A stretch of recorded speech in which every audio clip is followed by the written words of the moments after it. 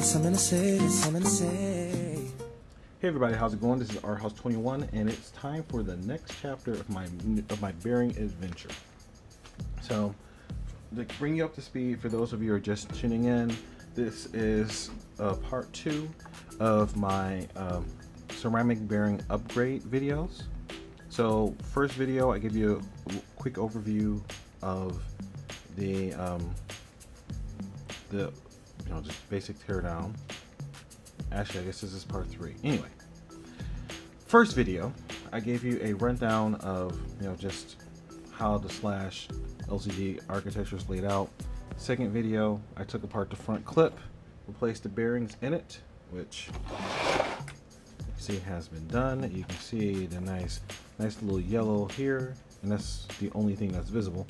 But yeah, trust me, there's ceramic bearings in here. All right, and now we get to do the back half. Now this should be substantially easier than front. Now again, the slashes are kind of nice in that they are laid out so that you can get access to the front and the front end with 5 screws and the back end with 4 screws. Now that's not completely true, because if you have sway bars like I do, you have to do a couple extra little things, but it's not too terribly difficult. So first thing we're going to do is go ahead and get the 4 screws that I was mentioning. Actually though, we need to start off with getting one more, because, well, just to make life a little easier so you can see what's going on, I'm going to go ahead and take off the gear cover.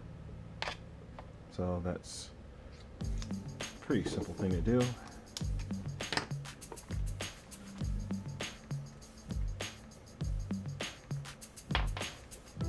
Just getting the right bit. Pop that guy off.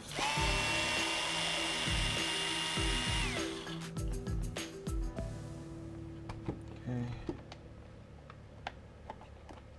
And ta-da. All right.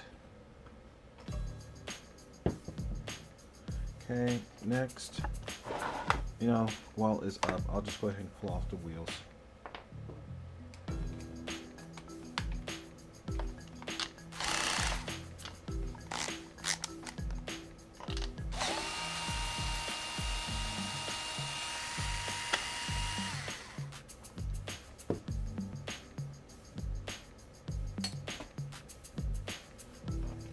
The front's over on the other side, so I'll just put the rears over here.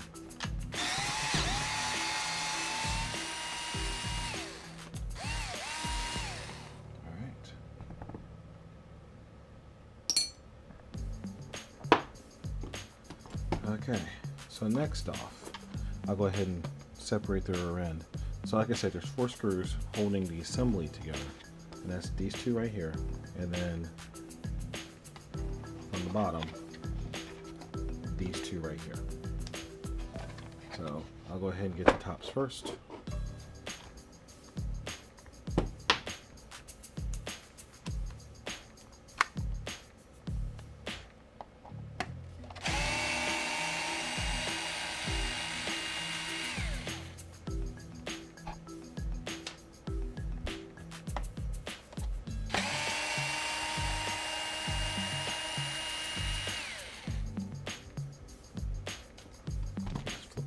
Over.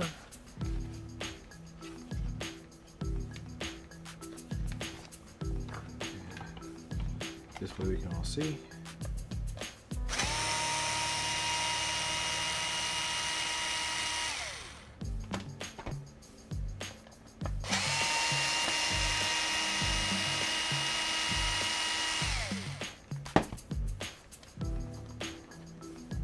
All right, that was simple enough. Set the screws to the side.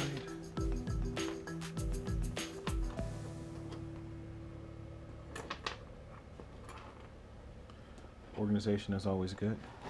All right, so this just pops off.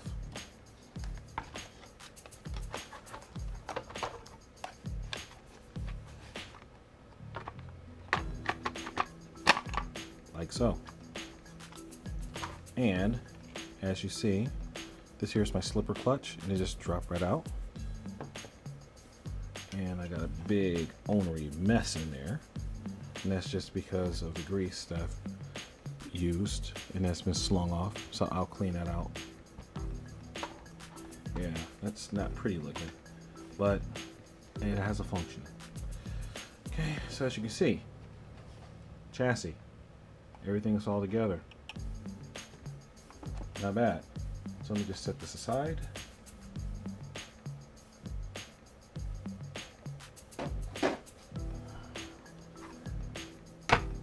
Okay.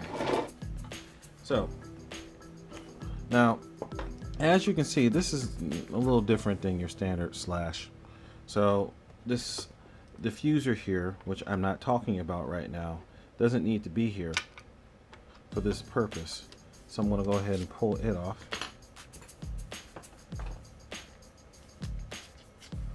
Let's see. Why would I need a big old diffuser on a car that's supposed to be set up for super duper speed runs?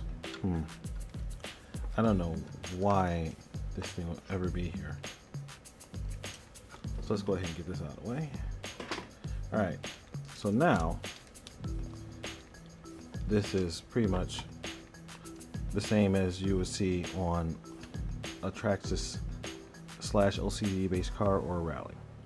Now, again, like the fronts, there's bearings all over the place in here. You got bearings inside here for inside the differential. And you've got two bearings on each side, one on the inside, one on the outside. So just like on the front end, first thing I want to do is go ahead and attack the bearings out here. Now there's a couple ways I could do that. And actually for the rear of the car, I think you can cheat a little bit.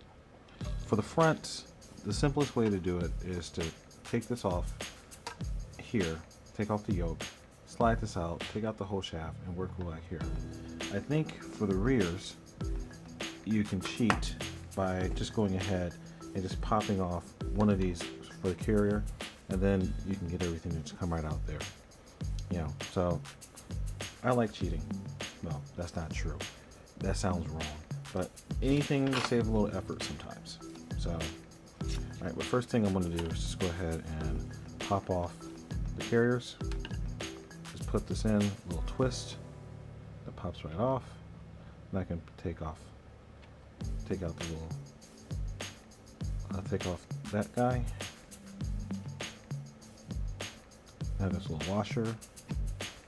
Little Teflon washer keeps everything from burning up. Okay, so I think I'm just going to jump in.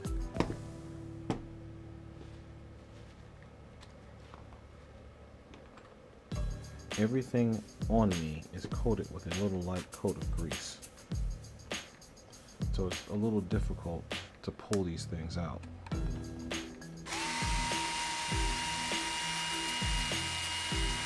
Alright, so I'm just going to leave that hanging there. So you see, now that just pulls out like that, so I can just slide this through here, and look, this guy just popped right off. So I'll get this guy off, set it here, and got that on the outside, just pop it off. Let's see if I can poke it out from here. I'll use this guy. Just push it out. There we go. So, two more bearings down. So, put them in my stack here. Alright, so now, let's see. Go to my kit. And I figured out in between the last videos that there's a method to the madness here. This right here is the Boca Bearing numbers, part numbers. I don't know if you can't really see it from here. But you see, this is a 115C. So if you look over here, these show you all their particular part numbers. Boca makes a lot of bearings. So I don't really understand the nomenclature as to which one is which. However, I can see that, 115C. So where is it? 115, 115. Where's the 115? I'm sure somebody out there it is. 115. So that's what this guy is. So, and as you can see, here's the Boca versus the Traxxas. So let's go ahead and just pop this guy in. One on the inside, one on the outside.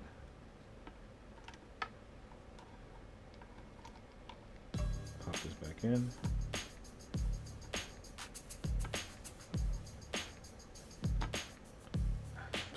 And of course that wanted to pop out too. But yeah, beautiful. So now I can just put on a little Teflon again.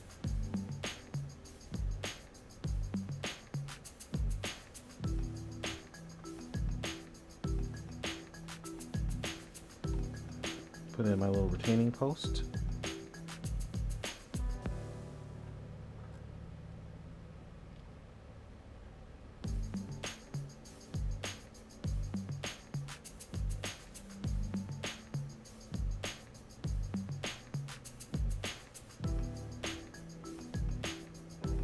This is deceptively difficult. So we're talking about a very small, slick part. I'll then put this guy on, snap it in place. And that was probably the simplest thing in this whole process so far. Okay, so now I can actually put this back on.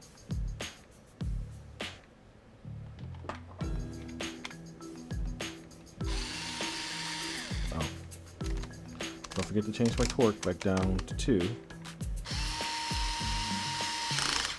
There you go. It only takes an instant to strip out a screw hole. Alright, so that's done. I'll go ahead and do the other side. Same process.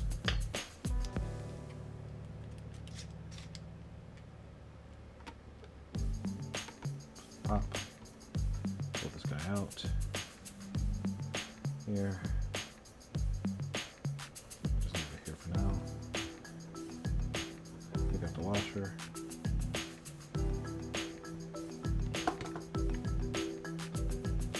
Pull this out.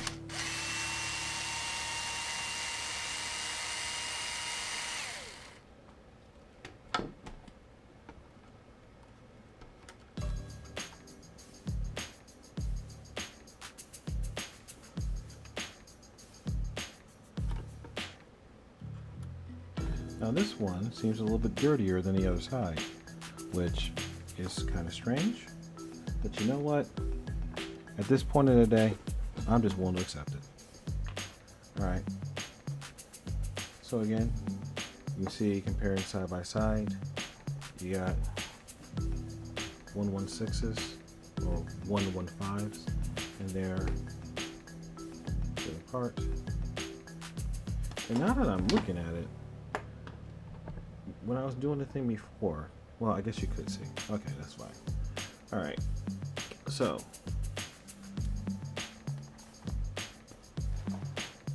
but this is a pretty useful little chart here, especially if you're trying to figure out what size bearing you have and you don't have any clue. Of course, you could also just go to the manufacturer's website, because that has everything in there as well.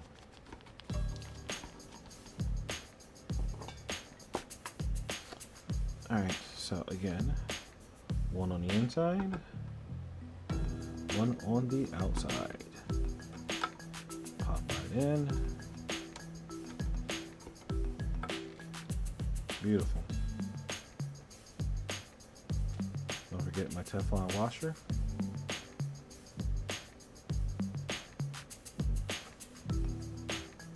Right in place.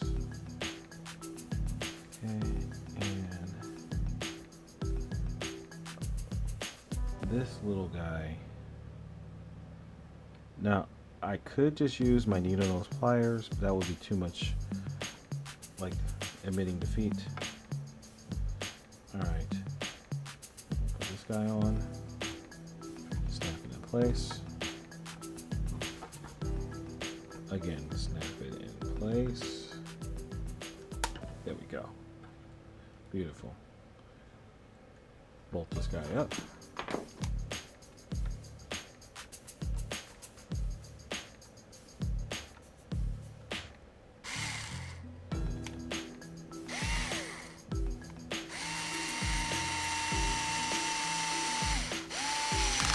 Perfect. Now again, confirm it by hand. And as always, it works much, much better if you have the right size. It's nice and snug. Beautiful. All right, so the outers are done. That was easy. Okay, now next up, I have to go ahead and get into the differentials again.